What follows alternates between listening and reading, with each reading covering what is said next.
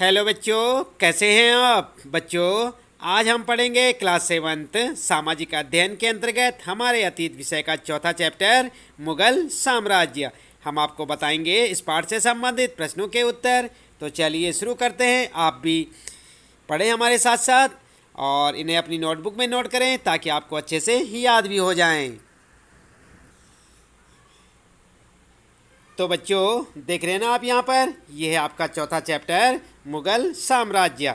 और सबसे पहले हम आपको बता रहे हैं इस पाठ से संबंधित आंतरिक प्रश्न और उनके उत्तर। आप समझ गए ना आंतरिक प्रश्न क्या होते हैं। जो पाठ के बीच बीच में पूछे गए प्रश्न होते हैं उन्हें कहते हैं आंतरिक प्रश्न। आप अपनी पाठ्य पुस्तक में देखें, उसमें आपको पाठ के बीच बीच में कुछ प्रश्न दिखाई देंगे जिन्हें हम कहते हैं आंतरिक प्रश्न। इसके बाद हम आपको बताएंगे पाठ के अंत में दिए गए प्रश्नों के उत्तर। तो सबसे पहले आइए पढ़ लेते हैं पाठ के आंतरिक प्रश्न और उनके उत्तर। तो पहला प्रश्न है यहाँ पर बच्चों, आप ध्यान दें।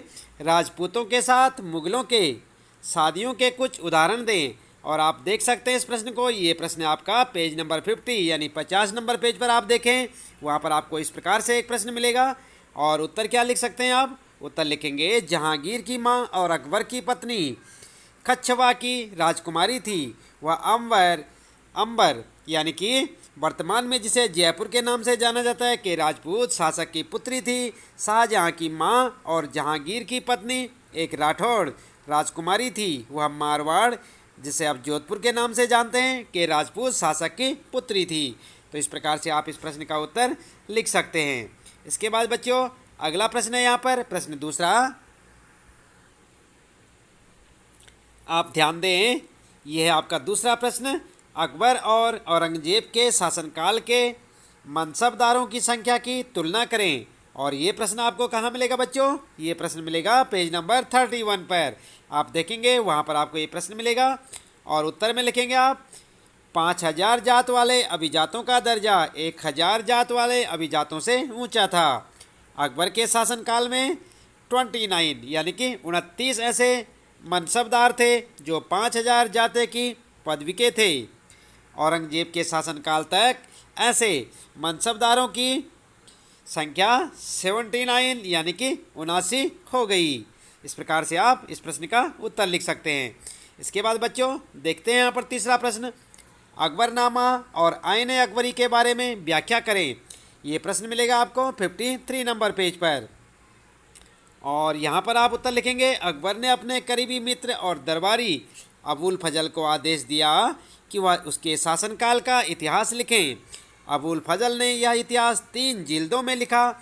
इसका शीर्षक है अकबरनामा। आप ध्यान दें, इसका लिखेंगे आप यहाँ पर, इसको ना लिखें। इसका शीर्षक है अकबरनामा। पहली जिल्द में अकबर के पूर्वजों का बयान है और दूसरी अकबर के शासनकाल की घटनाओं का विवरण देती है।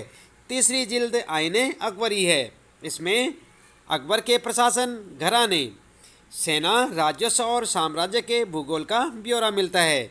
इसमें समकालीन भारत के लोगों की परंपराओं और संस्कृतियों का भी विस्तृत वर्णन है।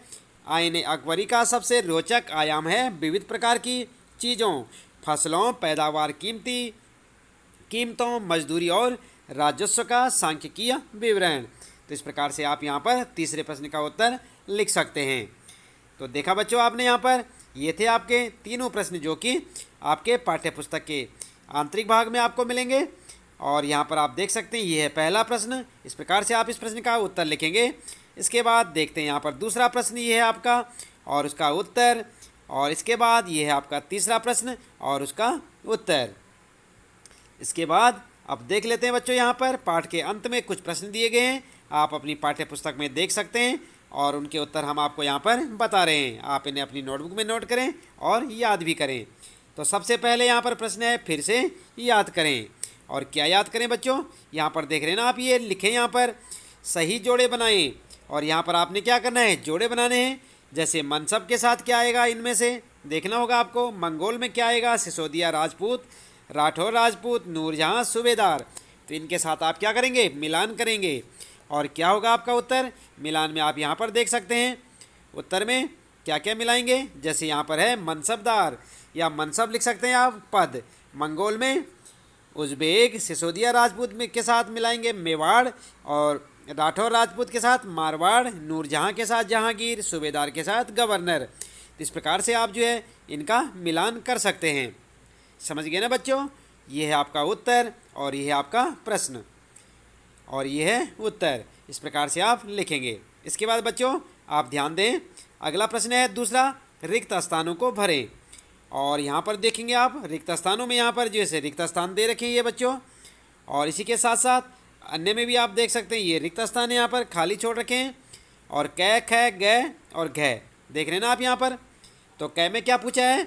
अकबर के सौतेले भाई मिर्जा हाकिम के राज्य की राजधानी थी और कहाँ थी, यहाँ पर आपको लिखना है।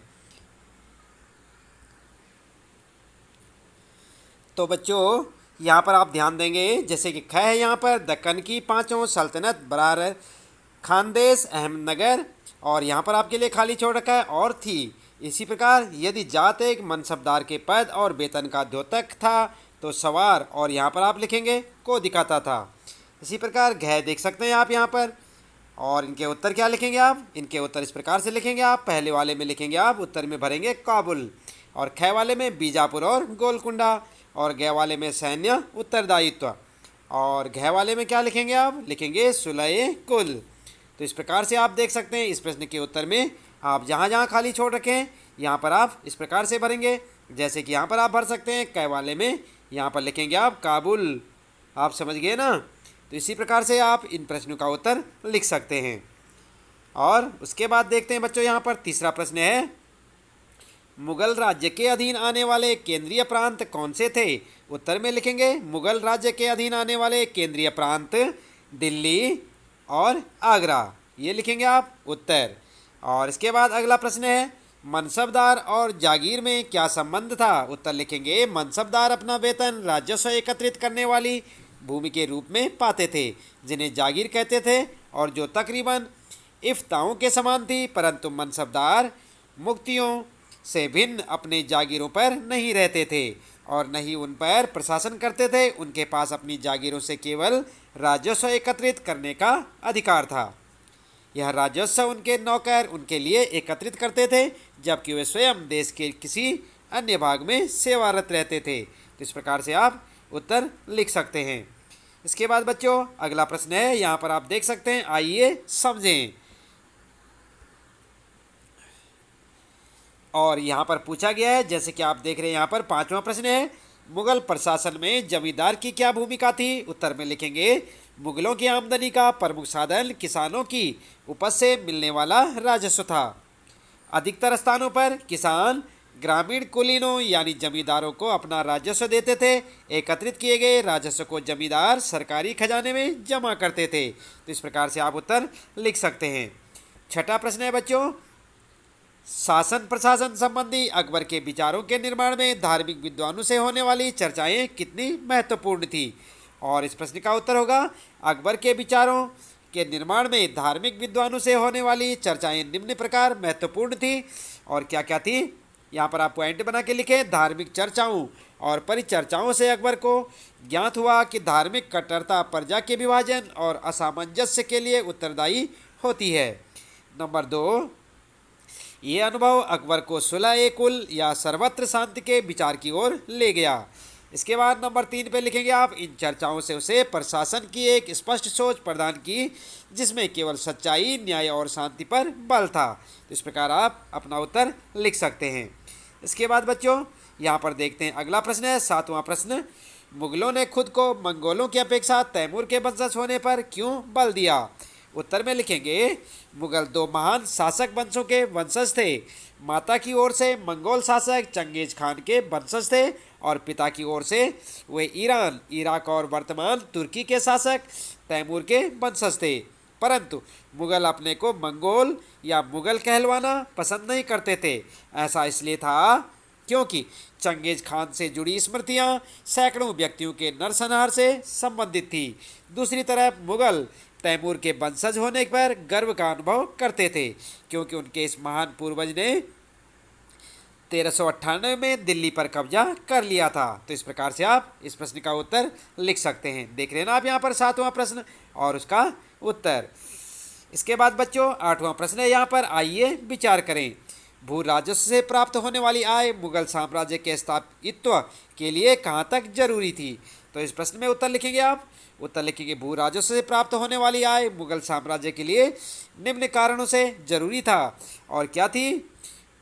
पॉइंट बना के लिखें। नंबर 1, भू राजस्व की राज्य की आय का प्रमुख स्रोत था। भू राजस्व राज्य की आय का प्रमुख स्रोत था। दूसरा, समस्त प्रशासनिक कार्य इस आय द्वारा पूरे किए जाते थे। और नंबर 3, राज दरबार के राज कर्मचारियों, आप लिख सकते हैं, राज दरबार के कर्मचारियों, प्रशासनिक कर्मचारियों के वेतन तथा अन्य खर्चे की पूर्ति राजस्व पर ही निर्भर था। इस प्रकार आप 8वें प्रश्न का उत्तर लिखेंगे। फिर आता है 9वां प्रश्न आपका, मुगलों के लिए केवल तुरानी या ईरानी ही नहीं बल्कि विभिन्न पृष्ठभूमि के मनसबदारों की नियुक्ति क्यों महत्वपूर्ण थी? और यहाँ पर आप उत्तर लिखेंगे, मुगलों के साम्राज्य में जैसे जैसे विभिन्न क्षेत्र सम्मिलित होते गए वैसे वैसे मुगलों ने तरह तरह के सामाजिक समूहों के सदस्यों को प्रशासन में नियुक्त करना प्रारंभ किया। प्रारंभ में ज़्यादातर सरदार तुर्की यानी तुरानी थे, लेकिन अब छोटे छोटे समूहों के साथ साथ उन्होंने शासक वर्ग में ईरानियों और भारतीय मुसलमानों, अफगानों, राजपूतों, मराठों और अन्य समूहों को सम्मिलित किया। इससे मुगलों को भारत में अपने शासन का विस्तार करने में एवं उसे स्थायित्व प्रदान करने में काफ़ी सहायता मिली। इस प्रकार आप 9वें प्रश्न का उत्तर लिख सकते हैं। इसके बाद बच्चों बात करते हैं 10वां प्रश्न और उसका उत्तर। तो 10वां प्रश्न है, मुगल साम्राज्य के समाज के ही तरह वर्तमान भारत आज भी अनेक सामाजिक और सांस्कृतिक इकाइयों से बना हुआ है। क्या यह राष्ट्रीय एकीकरण के लिए एक चुनौती है? उत्तर में क्या लिखेंगे आप? मुगल साम्राज्य के समाज में कई धर्म और जाति के लोग रहते थे। यही स्थिति वर्तमान भारत में भी बनी हुई है। फिर भी भारत में विविधता में एकता कायम है। भारत में विविध प्रकार की संस्कृतियाँ जैसे संगीत, नृत्य, भाषा और पर्व त्योहार, साहित्य, खान पान और रहन सहन, पहनावा आदि में कई तरह की विविधता देखने को मिलती है। उसी तरह भारतीय समाज में अनेक धर्मों, हिंदू, मुस्लिम, सिख, ईसाई, बौद्ध, जैन, फारसी आदि अनेक जाति जैसे कि ब्राह्मण, क्षत्रिय और बनिया आदि के लोग रहते हैं। इससे भारत की सामाजिक और राष्ट्रीय एकता में किसी तरह की चुनौती नहीं है। तो इस प्रकार आप अपने इस 10वें प्रश्न का उत्तर लिख सकते हैं। इसके बाद बच्चों यहाँ पर जो है बात करते हैं 11वां प्रश्न और उसका उत्तर। इसके बाद बच्चों ये है आपका 11वां प्रश्न। जैसे कि आप देख सकते हैं, मुगल साम्राज्य की अर्थव्यवस्था के लिए कृषक अनिवार्य थे। क्या आप सोचते हैं कि वे आज भी इतने ही महत्वपूर्ण हैं? क्या आज भारत में अमीर और गरीब के बीच आय का फासला मुगलों के काल की अपेक्षा कहीं अधिक बढ़ गया है? उत्तर में लिखेंगे आप, मुगल साम्राज्य की अर्थव्यवस्था कृषि पर आधारित थी। वर्तमान अर्थव्यवस्था भी कृषि पर आधारित है, लेकिन राष्ट्रीय आय में कृषि का योगदान धीरे धीरे घटता जा रहा है और दूसरे क्षेत्र जैसे उद्योग, संचार, सूचना प्रौद्योगिकी, यातायात, व्यापार, पर्यटक एवं अन्य सेवा क्षेत्र का योगदान बढ़ता जा रहा है। वर्तमान में अमीर और गरीब के बीच का अंतर मुगल साम्राज्य की तुलना में अधिक बड़ा है।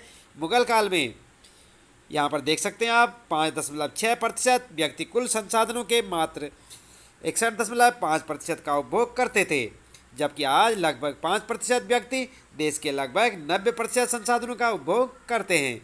इस प्रकार से आप उत्तर लिख सकते हैं। यह है आपका 11वां प्रश्न और उसका उत्तर।